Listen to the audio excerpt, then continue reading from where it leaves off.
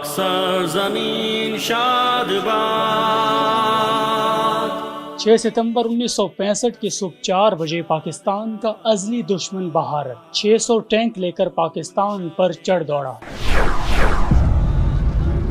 بھارتی فوج کے کمانڈر نے بھڑک ماری کہ کل دوپہر کا کھانا آپ کو شالامار باغ میں کھلاؤں گا۔ کوئی نہیں جانتا تھا کہ تاریخ کے سینے پر جرت اور عظمت کے ناقابل فراموش قصیدے درج ہونے کو ہیں۔ کسی کے تصور میں نہیں تھا کہ اسلامی جمہوریہ پاکستان کی حفاظت کے واسطے بوڑھے اور جوان دشمن کے ٹینکوں کے سامنے اپنے جسموں کی فصیل کھڑی کر دیں گے۔ اور پھر 6 ستمبر 1965 کی صبح ریڈیو پاکستان گونجا۔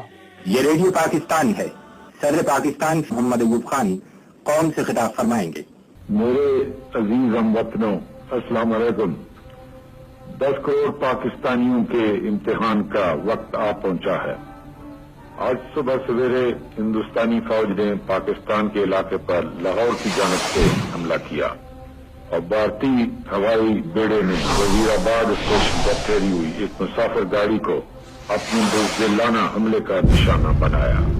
پاکستان کے 10 کروڑ عوام جن کے دل کی دھڑکن میں لا الہ الا اللہ محمد رسول اللہ کی صدا گونج رہی ہے، اس وقت تک چین سے نہیں بیٹھیں گے جب تک دشمن کی توپیں ہمیشہ کے لیے خاموش نہ ہو جائیں۔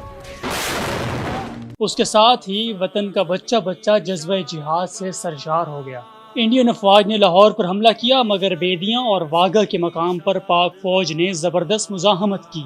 میجر عزیز بھٹی شہید BRB نہر کے کنارے اپنے دستے کے ساتھ موجود تھے۔ انہوں نے 3 دن تک دشمن کے بموں اور گولیوں کی بوچھاڑ کا سامنا کیا، مگر اپنی افواج کو نہر پار کروا کر ہی رہے، اور 12 ستمبر کو دشمن کی توپ کا گولہ لگنے سے وہیں شہید ہو گئے۔ خیم کرن کے مقام سے قصور شہر میں داخلے کی کوشش بھی بھارت کو بہت مہنگی پڑی۔ افواج پاکستان نے نہ صرف ان کو شکست دی بلکہ خیم کرن شہر تک بزدل بھارتی فوجیوں کو واپس دھکیل دیا۔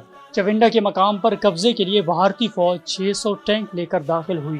دوسری جنگ عظیم کے بعد سب سے بڑی جنگ چونڈا کے محاذ پر لڑی گئی۔ پاک فوج نے دشمن کے 45 ٹینک تباہ کر دیے، کئی ٹینکوں پر قبضہ کر لیا۔ یہ جگہ آج بھی ٹینکوں کا قبرستان کے نام سے مشہور ہے۔ اس جنگ میں وطن کے غیور جوانوں نے اپنے سینوں پر بارود باندھ کر 120 بھارتی ٹینکوں کو دفن کر دیا تھا۔ پاک فضائیہ نے بھارت کے علاقے اپنے نشانے پر رکھ لیے اور پٹھان کوٹ، آدم پور اور بلواڑہ ایئر بیس پر کامیاب حملے کیے۔ پٹھان کوٹ کے ہوائی اڈے پر کھڑے دشمن کے 7 مگ طیارے، 21 ہنٹر، ایک C-119 طیارہ تباہ کیے، جبکہ ایئر ٹریفک کنٹرول بلڈنگ کا حلیہ بگاڑ دیا۔ 19 ستمبر کو ایک برطانوی میگزین نے لکھا، پاکستانی فضائیہ نے بھارتی فضائیہ کو مکمل طور پر اپنے کنٹرول میں کر لیا ہے۔ بھارتی جنگی طیارے نظر نہیں آئے اور پاکستانی جنگی طیارے ہر سو اڑتے پھر رہے ہیں، مگر ان کو شکار نہیں مل رہا۔ پاک فضائیہ کے MM عالم جیسے بہادر اور جانباز پائلٹ نے سرگودا کے مقام پر 1 منٹ میں بھارت کے 5 ہنٹر جنگی طیاروں کو دھول چٹائی تھی، جو آج بھی ایک عظیم ریکارڈ کے طور پر Guinness book of world record میں درج ہے۔ پاک بحریہ نے نہ صرف بھارت کی کراچی بندرگاہ کی طرف پیش قدمی کو روکا بلکہ بھارت کی سمندری حدود کے 200 میل اندر تک گھس کر گئے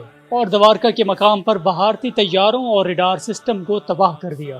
17 روز تک جاری رہنے والی اس جنگ کی گرد بیٹھی تو بھارت اپنے سینکڑوں ٹینکوں اور درجنوں جنگی جہازوں سے محروم ہو چکا تھا۔ اس کے 5000 سے زائد فوجی واصل جہنم ہو چکے تھے اور اس کا غرور دھول چاٹ رہا تھا۔ ZA سلہری نے اس پر لکھا کہ پاکستانی سپاہی کی اصل طاقت اس کا جذبہ ہے، وہی جذبہ جس کے سوتے اسلام کے ابدی پیغام سے پھوٹتے ہیں، اور پاکستانی سپاہی نے یہ جنگ اسلام کے مبلغ کی حیثیت سے لڑ کر قائد اعظم کے مشن کی تکمیل کر دی۔ پاک فوج نے اپنے سے 4 گنا زیادہ طاقتور فوج کو شکست دی دی۔ دنیا حیرت زدہ رہ گئی۔ جب بھی گھیرا تجھے ظلمتوں نے کبھی، مشعل جان لیے ہم مقابل رہے، ہم نے مر کے تجھے سرخرو کر دیا، ہم بھی تیرے شہیدوں میں شامل رہے۔